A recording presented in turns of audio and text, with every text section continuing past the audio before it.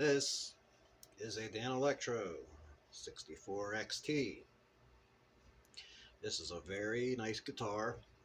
When set up properly, the action's beautiful. It's nice and light, stays in tune. And here's the downfall.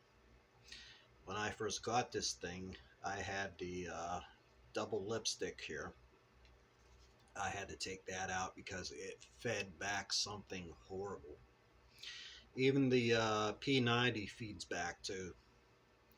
So I had to remove that pickup because I could not play live with it. I play in a Ramones tribute band called the Cretins, Cretinz,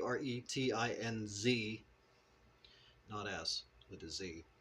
And I use this for a backup when my Eastwood goes out of tune, which I'll be talking about that one later. But anyway, I plugged in with distortion and this thing would start howling, and I mean, it was terrible. So I had to put a Seymour Duncan trembucker in it because it was all the store had, and I really needed this for what I do. Like I says, it's light, it stays in tune. These tuners are awesome. I mean, they're really, they look nice, and they keep your guitar in tune, especially for the stuff I'm playing. I played a whole set of Ramones songs on this thing, and this guitar still stayed in tune. I love it better than the Eastwood, to tell you the truth. I wish I could afford a real nose right, but that's another story. But it still works with the coil splitter. I had the Seymour routed to that coil splitter, which pushed down on a clean channel.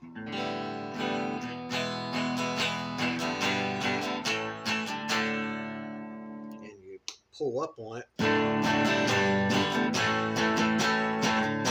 It got a more fuller sound.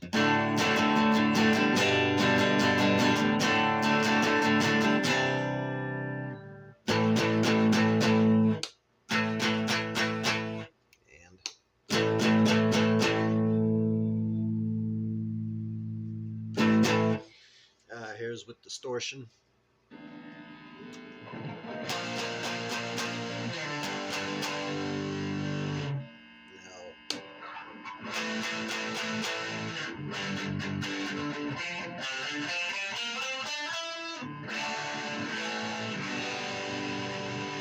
This sounds a bit weird, but back up again. Got more fuller.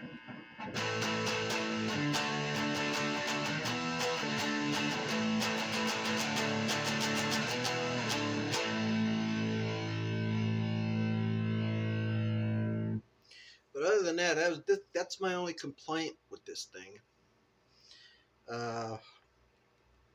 I like the tremolo on here, but the problem was it would knock the guitar out of tune too. So I took the tremolo off, which I don't use it anyway. But I mean, it's a perfect guitar now. I mean, with the sound and all, I mean, it doesn't feed back no more. I mean, the best $500 I probably ever spent. And yes, I did. This was the tortoiseshell, but I did paint it black. You know, it kind of matched the Eastwood. So here's the Eastwood. It was made after the Mark II from Mosrite. The only problem with this guitar, now Eastwood, pay attention. This guitar is heavy. It's very heavy, especially when you're playing a long show and you got your guitar strap, man, it is like way in on your shoulders, something bad. These pickups, they also feed back pretty badly. I played a show with this, and it's on video. You can hear this thing just feeding back, and I mean, I had to, like, turn the volume down to deal with it. And another problem too, these tuners suck. This thing does not stay in tune at all. I mean, I'm good for probably about 3 or 4 songs, and that's it. I have to keep tuning up. And another problem too, this neck is just, ugh, just too kind of thick. And that's why I like that Danelectro a lot better. It plays a lot nicer. The neck's really smooth on it. But this one here, I mean, it kind of gives you a workout on the hands. But Eastwood, yeah, you need to pay attention to these little details because it makes a world of difference.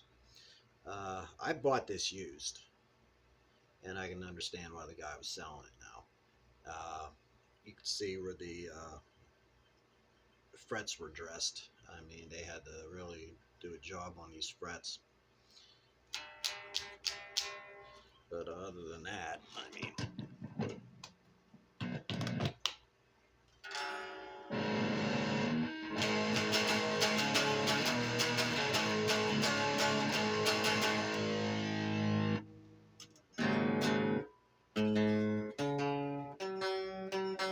yeah, this one here all the time.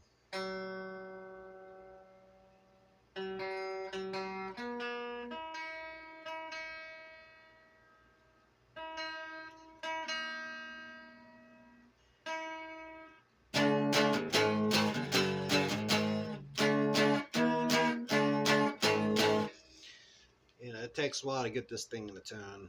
Yeah, and when it's in tune, it's good for probably about 3 or 4 songs. Then, but anyway, this is the Eastwood Mark II for you. Yeah, it's heavy. It's very heavy, and it sucks on your neck and shoulders. So that's my review with these two guitars. Other than that, I've got nothing else to say. But Eastwood needs to do a better job with these things. And honestly, I would like to have a real nose right, but that's not in the cards right now. So anyway, before buying one of these, just listen to what I have to say because you will have a problem with keeping it in tune, and it's very heavy. So thank you. See you later.